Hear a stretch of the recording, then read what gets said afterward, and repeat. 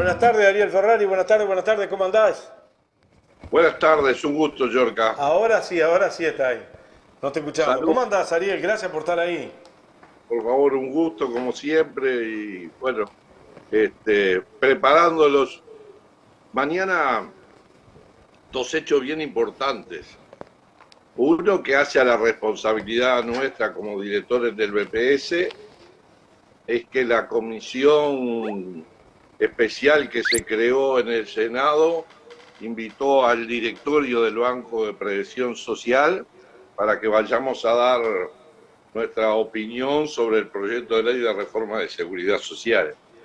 Y casi a la misma hora, fue casual, pero casi a la misma hora se estará empezando a concentrar una importante cantidad, sin duda, de jubilados y pensionistas organizados y convocados por la UNASPU, que desde las 10 de Ayer, la Ariel, mañana marcharemos ayer al Parlamento. entrevistamos a la, ayer entrevistamos a la presidenta Estela Velar. Ahí la sacamos de un auto, andaba al galope.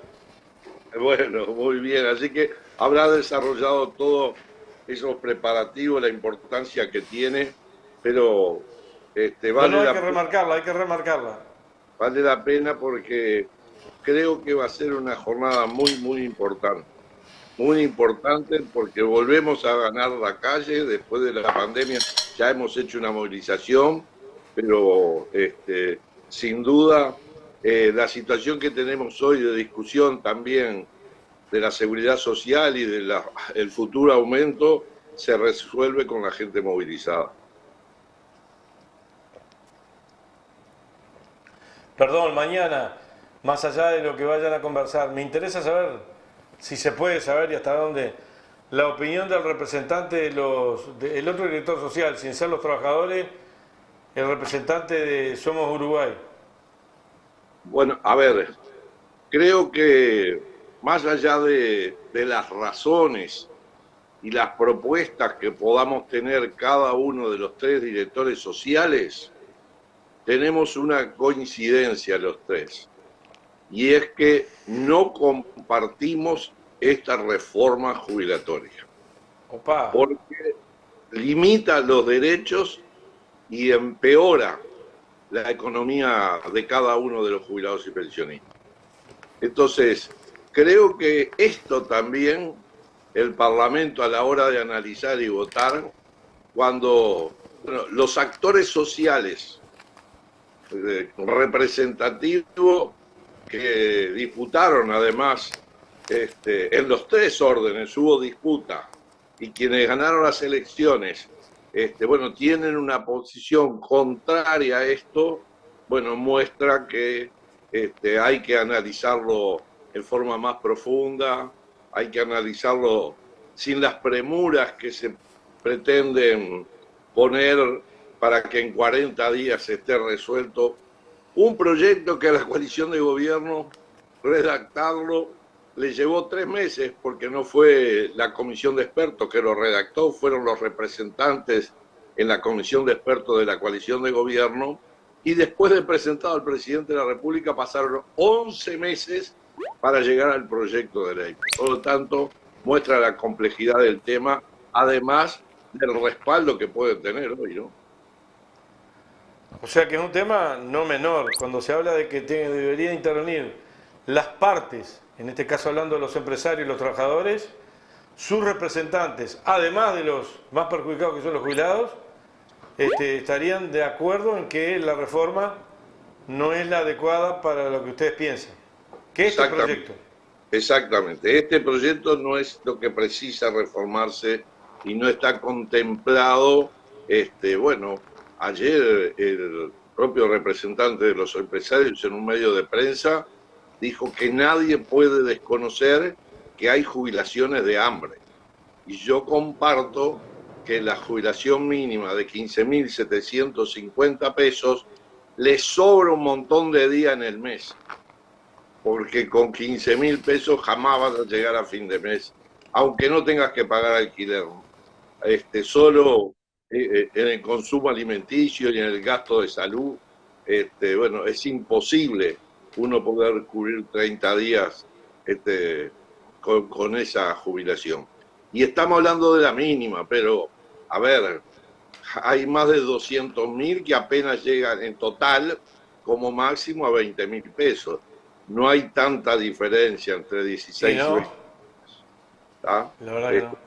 Entonces, si será justa la movilización, si generará expectativas y bueno, nos alegra además que organizaciones como la Red de Adultos Mayores haya resuelto que se adhiere a la movilización nacional de la ONASPU y convoca a concentrarse en el entrevero para hacer una gran movilización. Creo que no se puede desconocer 700.000 jubilados y pensionistas, y como le gusta decir al Tito Amaro, todos mayores de 18 años. Para que tengan en cuenta algunos, ¿no? Porque también a partir de los 18 años se tienen algunos derechos que de menor no se tienen. No sé si soy claro Sí, con clarísimo, clarísimo. esta, ¿no? ¿Por qué es mala o por qué es erróneo este proyecto de reforma del cobro de las jubilaciones? Yo esto lo agrego. A ver, mira, Yorka, Porque para hacerlo yo acostumbraba a vos y a Ruiz y a Sisto y a otros que he entrevistado acá, incluso a los empresarios, a la señora que es panadera o confitera, Elvira Domínguez. Elvira Domínguez, que la entrevisté muchas veces en Radio Fénix. En realidad, el BPS da muchísimas más cosas que una jubilación. Sin duda. A ver, pero la argumentación es sobre la sostenibilidad financiera. Entonces, ¿qué pasa para el vecino, para la vecina que está mirando el programa, que lo está escuchando? ¿Qué pasa en la economía hogareña? Cuando la plata no te alcanza, cuando vos precisás para cubrir los gastos, el presupuesto familiar, más dinero. Tenés dos opciones. O conseguís otro trabajo, buscás una changa que genere un poco más de ingreso, o de lo contrario empezás a recortar algunos de los gastos que tenés vos, ¿no? Si alguna vez ibas a comer afuera, no vamos más. Si alguna vez ibas unos días de vacaciones, no podemos hacerlo más. Y bueno, acá frente a la reforma optaron por lo segundo. Lo lamentable que solo piensan en quien vive de un trabajo y recortan derechos de la gente haciéndole pagar durante más años el aporte a la seguridad social, postergando la edad de retiro y dando peores jubilaciones. Mirá, el ministro de Trabajo hace algunas horas dijo que la tasa de reemplazo, que el porcentaje que se da de jubilación, no se cambia, que los montos de las jubilaciones no se modifican, que nadie va a perder. Ahora, si vamos a seguir pagando lo mismo, si vamos a seguir pagando lo mismo, si vamos a seguir dando los mismos derechos y no modificamos los ingresos, no sé cómo van a hacer para hacerlo sostenible. ¿Por dónde van a encontrar el ahorro o el equilibrio si solo siguen aportando en relación a la masa salarial las empresas y en relación al salario de los trabajadores? Es decir, no hay ninguna nueva fuente de financiamiento. Por lo tanto, si no se le saca a las jubilaciones, si no se postergan derechos, no va a haber ninguna modificación. Por lo tanto, eso no se puede explicar de otra forma de que recortan derechos y por lo tanto estamos en desacuerdo. ¿Hay propuesta alternativa? Además de decir estoy en desacuerdo. Sin duda. Ayer estábamos hablando con unos colegas tuyos de prensa y nos decía lo mismo, pero en boca de Mieres el martes que dijo lo único que hacen es protestar. Y yo le dije, respuesta a eso, que entren en Google, en la página de la Comisión de Expertos, y ahí encontrarán las propuestas que lamentablemente no pudimos discutir, porque pasamos 9 meses recibiendo, que no es diálogo, recibiendo organizaciones, instituciones, teniendo conferencias con organismos internacionales y con otras instituciones de seguridad social del mundo desarrollado. Y cuando se empieza a elaborar el proyecto, el doctor Salday suspendió la comisión de expertos y se quedaron solo la coalición y los 3 del ministerio. Y ahí solo quedaron presentados la documentación. Pero por otro lado, los trabajadores y nosotros jubilados apoyamos antes de la pandemia, preocupados, se presentó al Parlamento, y esto también se presentó en la comisión de expertos, el analizar los 230 millones de dólares que BPS da de exoneración a algunos sectores de la producción, de la educación, de la salud. Analizar por qué alguien que tiene ahí en la piedra un almacencito en el garaje de la casa y tiene un empleado, del salario de ese empleado paga el 7,5%, mientras que los grandes tenedores de la tierra en relación al salario pagan el 2%. Y eso lo planteamos antes de la pandemia, antes de la comisión de expertos. Y lo volvimos a reiterar en la comisión de expertos. Entonces no es cierto que no hay propuesta. Hay propuestas, lo que no hay instancias de diálogo para conversarlas, para poder intercambiar y llegar a acuerdos. Por lo menos el diálogo que se ha planteado, si yo no mal interpreto y he escuchado varias voces, es un diálogo de sordos, es un diálogo, te escucho, pero después yo hago lo que quiero. A ver, hubieron, como dijo el presidente, cerca de 100 organizaciones, delegaciones pasaron por la comisión, pero pasaron y se escucharon, no hubo intercambio, no hubo ni análisis de algunas cosas. Por ejemplo, nos hablan siempre muy bien de la cobertura que tienen países como Suecia, como Noruega, ¿no? Y estuvieron a través de Zoom hablando de la seguridad social de esos países. En Noruega, de las ganancias, las petroleras tienen que aportar y aportan a la seguridad social y financian la seguridad social con eso.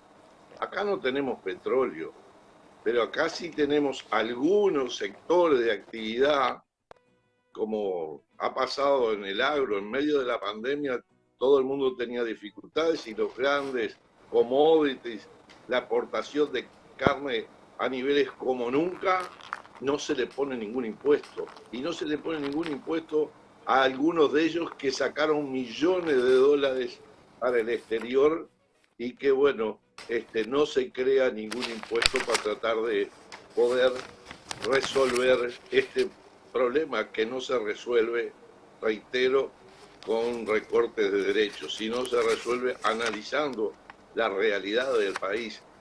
No hay ningún análisis para ver cómo formalizamos y le damos derecho a cerca de 250.000 trabajadores informales que hay. ¿Cuánto contribuirían y ayudarían, además de generar derechos, a financiar la seguridad social? ¿Cuánta política de empleo debería discutirse, verse, para que 150.000 desocupados tuvieran empleo, es decir, con la dignidad de lo que significa el trabajo, pero también con lo que resuelve en el tema del financiamiento de la seguridad social? Nada de eso está planteado, nada de eso se discutió en la coalición de gobierno cuando analizaron qué propuesta le presentaron al presidente de la República, ni después de presentado, que pasaron 11 meses discutiendo algún maquillaje, porque otra cosa no podemos decir de cambio, sino maquillar lo que era el anteproyecto ahora como proyecto. ¿Qué se prevé en el horizonte a corto plazo? Más allá de las ganas que uno pueda tener, ¿qué es lo que se prevé? ¿Qué es lo que le deberíamos decir a los jubilados pensionistas? Más que a los jubilados pensionistas, a la familia en general, porque el BPS, en realidad todo el BPS afecta a toda la familia. El hijo, el nieto, el yerno, la yerna, la nuera, los abuelos y al que está trabajando. A todos los afecta cualquier cosa que haga el BPS. Sin duda, lo primero es que se informe, que conozcamos que la seguridad social es un derecho, que nos debe acompañar, como decís vos, a lo largo de toda la vida. Creo que irán creciendo más allá del momento del año, las movilizaciones, las acciones de la gente, para que realmente quien tiene la posibilidad de con su voto estar resolviendo, no aprueben un proyecto de ley que nos haría retroceder aún más. Porque, ¿cómo se puede explicar que le doy más cabida a empresas privadas que administran los fondos de la seguridad social como son las AFAP, que ahora van a ver a AFAP desde que ingreso a trabajar y desde mi aporte desde ceros del salario, no como es hoy a partir de 71.000 pesos? Que todos los institutos de seguridad social, caja bancaria, notarial, la militar, la policial, van a tener AFAP. Bueno, ¿cómo se hace? ¿Cómo se resuelve ese déficit? ¿Dónde va a estar el ahorro cuando hoy se dice que la caja profesional, para no hablar solo del BPS, está pasando por una crisis financiera tremenda y que hay que reformarla, y resulta que son recursos genuinos que hoy están en la caja y se van a sacar a una cuenta de ahorro individual? ¿Cuánto vale eso? Y no está estimado o públicamente no está conocido. Entonces, no sé cuáles serán los ahorros, si me pueden convencer que no es a través de pagar peores y más tarde las jubilaciones y las pensiones de la gente. Es decir, recortar derechos. Pero en el medio de todo eso, igual habría otras alternativas. Yo estaba escuchando a la representante de los trabajadores de ATSS, los trabajadores de la Seguridad Social, algunas cosas, tiene una columna acá cada 15 días, como por ejemplo, no se plantea en ningún momento verificar o rediscutir los aportes o lo que le cobra la DGI para hacer trámites que los hace el BPS, que estamos hablando de millonadas de dólares, u otros temas que hay. Bueno, eso lo ha planteado en esa ida al Parlamento, con darle elementos para demostrar que el BPS por sí no es deficitario, que hay normas que llevan a que recursos del BPS se vayan para otro lado o no ingresen. Yo te dije 230 millones de exoneraciones, 100 millones que le pagan por una tarea administrativa de recaudar el IVA y darnos 7 puntos que son recursos del BPS, mientras que el BPS hace la tarea gratis para las AFAP, también hace la tarea gratis para la DGI, porque nosotros recaudamos el IRPF del 90 y pico % de los trabajadores del país. Y ahora en la ley, en este proyecto de ley, lo que en vez de alguna forma esos recursos que son genuinos del BPS vengan, vuelvan, se queden en el BPS, lo que hacen poner un artículo para decir que bueno, que eso no se considere asistencia, se considere como gasto de renta general. Y creo que dándonos la razón a nosotros, pero no dando la respuesta de fondo que tiene que ser, que son recursos genuinos de la seguridad social y tienen que estar como fuente de financiamiento del sistema. Estaba hablando de la DGI, pero que hablamos de la AFAP. Bueno, a ver, eh, el año pasado ganaron 12 millones de dólares. Eso es lo que ganaron por recibir la plata y sacarle una parte que es la comisión y son las ganancias de ellos. Porque son las únicas empresas que no corren riesgo. Cuando reciben el fondo de los trabajadores, su parte la sacan. Después se invierte la otra parte, que es la de la cuenta individual del trabajador, y el día que se vaya a jubilar no sabe cuánto va a tener. Pero mira vos. Te hago una pregunta en el medio que no lo sé.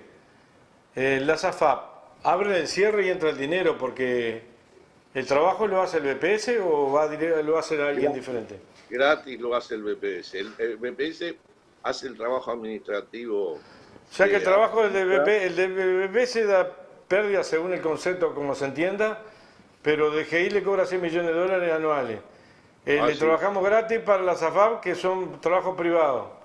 Se le hace un montón de servicios que se hacen a través del BPS porque tienen la mayor información del país de todos los trabajadores la tiene el BPS. Sí, sin duda. Ahora hasta el propio proyecto de ley está planteado,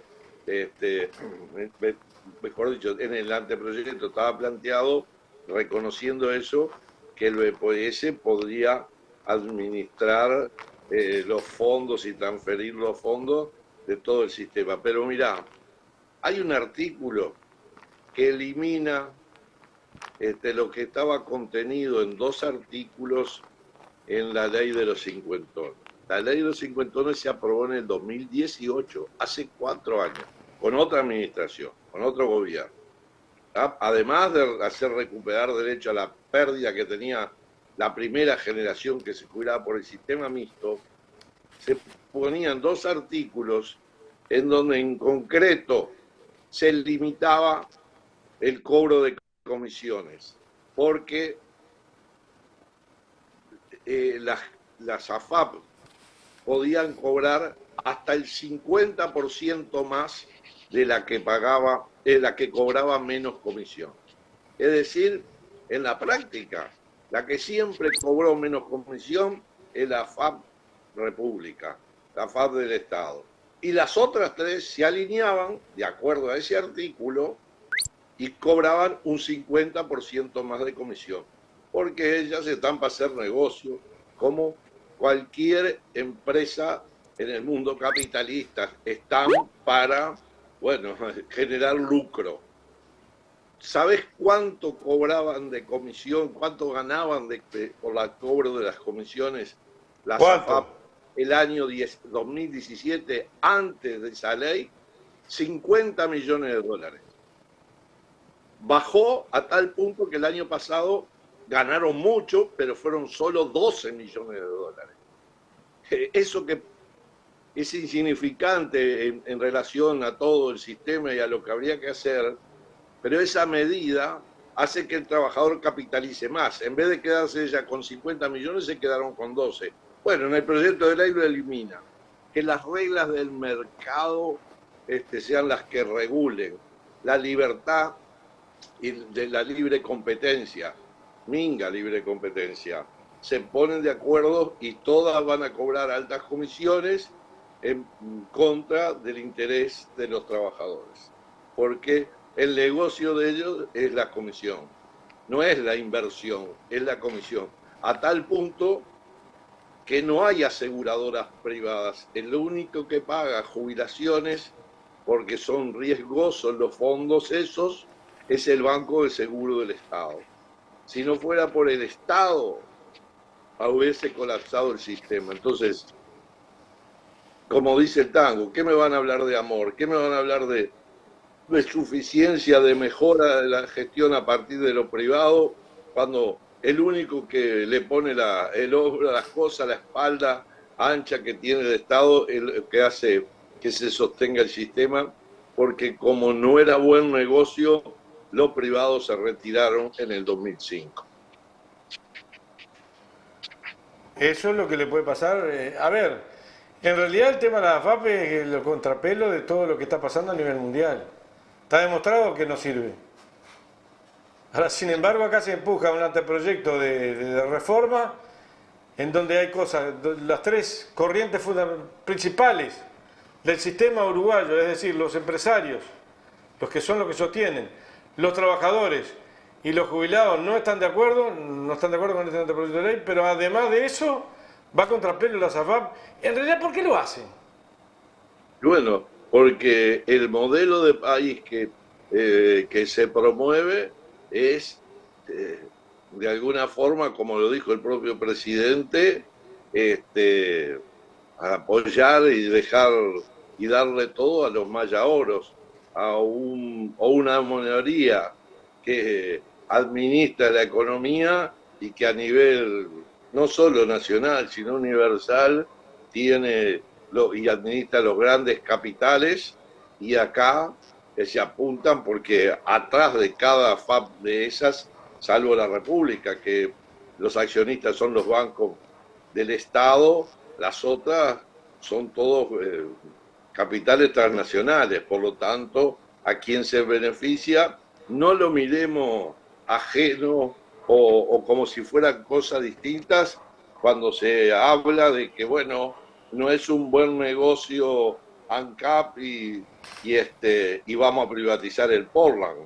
Cuando la creación de ANCAP tenía, en la época de don Valle Ordóñez que se fundó, tenía objetivos totalmente distintos que los de ser una empresa con fines de lucro.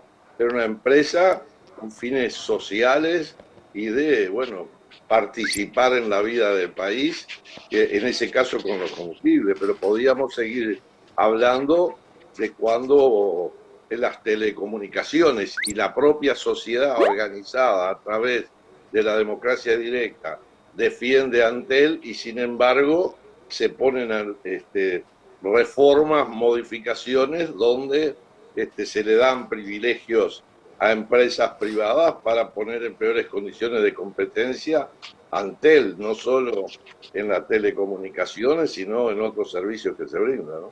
No hay que verlo separado de eso, por lo tanto, es un modelo de país a contrapelo de lo que está pasando en el mundo. Hace una semana, los chilenos, que fueron uno de los primeros que promovieron con Pinochet al frente la privatización absoluta del modelo de seguridad social, bueno, presentó un proyecto de ley para empezar una transición, un proceso de eliminación de las AFP en forma progresiva y volver al sistema solidario, porque es un principio de seguridad social que es insustituible. Si no hay redistribución de alguno que gana más y va a recibir menos de lo que pone, para que alguno que gana poco pueda recibir más de lo que pone. Porque el que gana 20.000 pesos, ¿qué ahorro puede tener en un aporte de 1.000 pesos por mes? ¿Qué ahorro puede tener en su cuenta individual, aunque tenga, a ver, 360 meses aportados? A 1.000 pesos por mes son 360.000 pesos. ¿Cuánto le van a dar de jubilación? Lo que está pasando hoy. El BPS a través de la solidaridad da 30.000 pesos por promedio de jubilación, mientras que la SAFAP el promedio son 7.000 pesos. Exime de más comentarios. Sí, el que no aportó se fue. Escúchame, Ariel, vamos a remarcar lo de mañana, si te parece importante. Más que importante, a las 10... Las dos cosas. La primera, estar atento a la reunión del directorio, de los directores sociales con esa comisión de expertos. Estar atento, me imagino que hablan de declaraciones públicas. Y lo otro, estar atento a la movida o participar en la movida. Yo lo decía ayer, no es solamente para los jubilados y pensionistas, sino que es para todo el mundo que quiera participar. Y sin duda, nosotros decimos que los jubilados deberíamos ir con nuestra familia, porque además quedó demostrado, lamentablemente, en medio de la pandemia, cuando se perdía el trabajo, cuando había dificultades en la economía familiar, el ingreso que ponía el abuelo, la jubilación o la pensión, era el ingreso seguro, y cuántas veces la familia se sostiene con eso, y por lo tanto la lucha por una mejor calidad de vida, la lucha por que no sigamos perdiendo, como llevamos 3 años, que en enero el aumento es menos que la inflación y por lo tanto compramos menos de lo que veníamos comprando. Lo dijo el presidente de la República cuando planteó el adelanto del 3%. En abril se disparó la inflación, dijo, y por eso vamos a dar un adelanto del 3%. Resulta que ese adelanto ahora lo quiere dar hasta diciembre. Por lo tanto, cuando cobremos el aumento en enero, si nos sacan el 3%, la pérdida va a ser muy, muy, muy importante. Ahí, más que razones válidas para ganar la calle, ir todos juntos a decir, acá estamos organizados, jubilados y pensionistas, y pretendemos que no sigamos quienes construimos esta sociedad, quienes construimos este país, aportamos nuestra fuerza de trabajo, no llegar a la vejez y no poder tener una jubilación digna. Yo quiero recordar un 3% de 20.000 pesos, promedio 20.000 o 18.000, pero en promedio 20.000 pesos. ¿Serían? 600 pesos. No, perdón. 600 pesos, sí, el 3% 600 pesos. Bien, 600 pesos en un jubilado que yo no quiero pensar lo que aumentó la garrafa, lo que aumentó todo. Todo. Si eso se resume en 600 pesos, sala y lo quieren sacar, mamita. Mañana habría que ir todo el mundo a participar allí, ¿eh? Sí, sin duda, como, bueno, hoy lo estuvimos hablando en el directorio, la necesidad de que las jubilaciones más bajas, ya no hablamos de la mínima, la más baja tenga para pasar la fiesta, independientemente del aumento, una canasta básica de fin de año que es imprescindible porque, bueno, los jubilados tenemos aguinaldo y por lo tanto los que tienen menos ingresos deben tener un ingreso extraordinario que puede ser a través de lo que se llama una canasta básica, pero que desde hace años dejó de ser en especie para pasar a ser un monto en dinero que, bueno, vale la pena también para sufrir menos en la terminación del año. Gracias, Ariel Ferrari, director del BPS en representación de los jubilados y pensionistas de nuestro país. Dicho sea de paso, el otro día me recordé que fue aniversario, fue el Día de los Curtidores, porque vos venís de ahí. El 28 de octubre. El 28 de octubre. Ahí fue el día, viene de una tradición muy, muy vieja, de San Simón dice que era talabartero, y por eso el 28 de octubre, que es el día de San Simón, lo tomaron para sí los curtidores, y bueno, y desde hace muchos años es un día no laborable, feriado pago. Un abrazo grande, Ariel, gracias por permitirnos que participe en este programa. Un gusto. Abrazo.